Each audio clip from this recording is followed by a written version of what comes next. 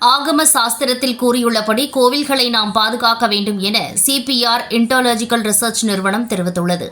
CP Ramaswamy Iyer அறக்கட்டளையின் CPR இன்டாலஜிக்கல் research நிறுவனம் சார்பில் கோவில்கள் பராமரிப்பு மற்றும் பாதுகாப்பு தொடர்பான கருத்தரங்கம் சென்னை ஆழ்வார்பேட்டையில் நடைபெற்றது. இதில் கோவில் கட்டிடக்கலை கூறுகள், ஆகம நூல்களில் இருந்து கோவில் கட்டிடக்கலை, கோயில் கட்டிடக்கலை பற்றிய தமிழ் இலக்கிய மூலங்கள் உள்ளிட்ட பல்வேறு தலைப்புகளில் விரிவான உரை மற்றும் கருத்துரையாடல் நடைபெற்றது. பின்னர் செய்தியாளர்களிடம் பேசிய சிபிஆர் இன்ஸ்டிடியூட் ஆஃப் இன்டாலஜிக்கல் ரிசர்ச் நிறுவனத்தின் உதவி இயக்குநர் மோகன், கோவில்களை பராமரித்து பாதுகாக்க வேண்டும் என்பதற்காகவே 12 ஆண்டுகளுக்கு ஒருமுறை கும்பாபிஷேகம் நடத்த வேண்டும் என விதி இருப்பதாக தெரிவித்தார். மேலும் அரசு தற்போது கோவில்களை பாதுகாக்க தேவையான நடவடிக்கைகளை மேற்கொண்டு வருகிறது என்றும் தெரிவித்தார்.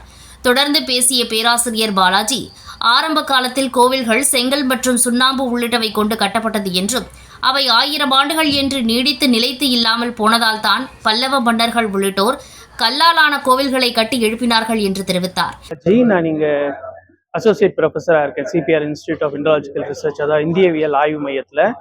நாங்கள் இங்கே ஒரு வருஷமும் இந்திய IKS இந்தியன் நாலேஜ் சிஸ்டம் அது சார்ந்து பல லெக்சர்கள் நடத்திட்டு இருக்கோம். இப்போ இது அந்த சீரீஸ்ல 3ஆவதா டெம்பிள் ஆர்கிடெக்சரோட தமிழ் மற்றும் சமஸ்கிருத நூல்கள்ல இருந்து என்ன மாதிரியான ஆதாரங்கள்லாம் கிடைக்குது, அதே மாதிரி என்ன மாதிரியான கோவில்ல இருக்கக்கூடிய கட்டடக்கலையினுடைய சான்றுகள் நம்ம தமிழ்நாட்டில் இருக்கு அப்படின்றத பத்தி இந்த ஸ்பெஷல் லெக்சர்ஸ் வச்சிருக்கோம். இந்த ஸ்பெஷல் லெக்சர்ல இப்போ 3 ஸ்பீக்கர்ஸ் பேசுறாங்க. முதல்ல சத்யமூர்த்தி சார், அவர் former archaeologist, superintending archaeologist ASI. அவர் எலிமெண்ட்ஸ் ஆஃப் டெம்பிள் ஆர்கிடெக்சர்னு சொல்லிட்டு கோவில் கட்டடக்கலையின் மரபுகள் அது சார்ந்து நமக்கு கிடைக்கக்கூடிய தொல்லியல் எச்சங்களை பற்றி பேசினாரு.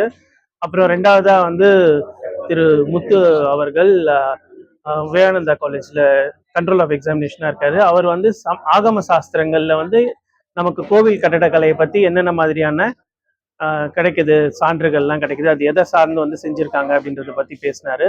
அப்புறம் Rajendran professor former principal of Mahabalipuram கட்டடக்கலை கல்லூரியை சேர்ந்தவர். அவர் இன்னைக்கு வர முடியல, ஆனால் அவருடைய பேச்சை ஒரு சிறு இது வார்த்தை கொடுத்துருந்தாரு. அதை பற்றி நம்மளே இங்கே படிச்சுட்டோம்.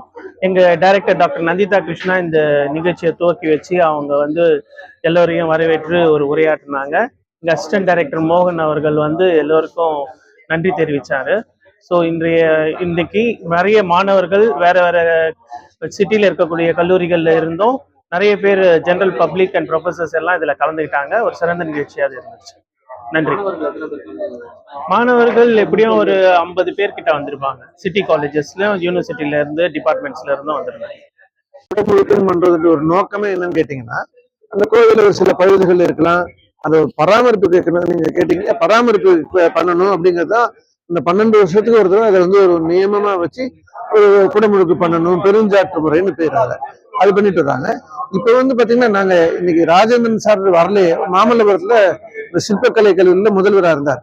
அவர் இப்ப அரசுல இந்து அறநிலையத்துல தலைமை சபதியா போட்டு ஒரு பல குழுக்களை போட்டு இந்த மாதிரி பழைய கோவில்கள் எல்லாம் எப்படி பாதுகாக்கலாம், அதை பாதுகாக்கிறதுக்கு என்ன பண்ணணுங்கிற முறைகள்லாம் கூட அரசாங்கம் கூட முயற்சிகள் எடுத்துட்டு இருக்காங்க. கண்டிப்பா அவங்களுடைய முயற்சிகள் பாராட்டப்பட வேண்டிய முயற்சி. இவங்க எல்லாம் இங்க இருந்தே ஏதோ ஆபீஸ் ரூம்ல உட்கார்ந்து வேலை பார்க்காம ஒவ்வொரு ஃபீல்டுக்கும் போய் அந்தந்த ஃபீல்ட்ல அந்த கோவிலுக்கு என்ன தேவைப்படும், அந்த கோவிலுக்கு என்ன பராமரிப்பு வேணும்னா அதையெல்லாம் கூட ஆராய்ஞ்சு ஒரு குழுவை போட்டு சமர்ப்பிச்சு அதுக்கான மேற்கான வேலைகள்லாம் கூட பண்ணிட்டு இருக்காங்க. நல்ல முயற்சியான முயற்சி இது. ஏன்னா பழைய கோவில்ல இப்ப பாலாஜி சார் சொன்ன மாதிரி முன்னாடி மரத்துல இருந்தது, அதுக்கப்புறம் சோழர் காலம் பல்லவர் காலத்துக்கு வந்து அந்த கல் கோவில்களா வந்தது. அது நம்ம கல் கோவிலா இருந்தால்தான் நம்மளால பராமரிக்க முடியுது.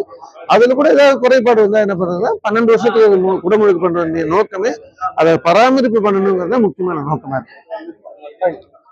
நான் டாக்டர் மோகன், இங்க துணை இயக்குனராக இருக்கேன் இந்த ஆராய்ச்சி மையத்துல.